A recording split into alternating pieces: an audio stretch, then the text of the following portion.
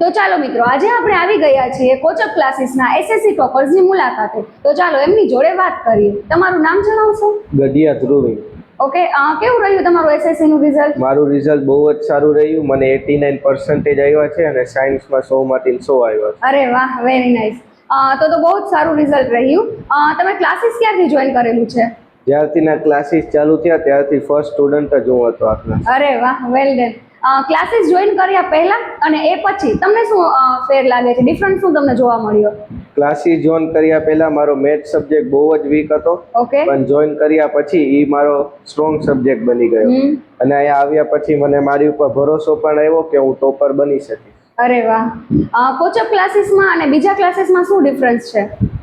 કોચઅપ ક્લાસીસમાં રટાવતા નથી, આ કોન્સેપ્ટ સમજવા ઉપર વધારે ધ્યાન આપે છે. Okay. If any student wants to join a coaching classes, તો તમે એને શું સજેસ્ટ કરશો? કોઈ પણ છોકરાને કોચઅપ ક્લાસીસ જોઈન કરવું હોય તો હું એને એમ કહીશ કે 8th કા 9th સ્ટેન્ડર્ડથી જ જોઈન કરી લે, કારણ કે ટીચર સાથે ફેમિલિયર થઈ જાય એટલે આગળ એને ઇઝી પડે. Okay, thank you.